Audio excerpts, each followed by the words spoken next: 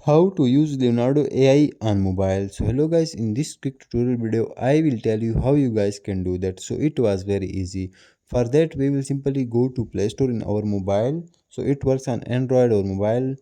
So let's go to Play Store. Once we go to Play Store, here you guys will search for Leonardo AI. So simply search for Leonardo AI. After that you guys will see AI video also on second Leonardo AI. So simply click on that. Now you guys will simply install it. So once you guys install it, simply click on Leonardo app in your mobile phone. So I will simply click on that.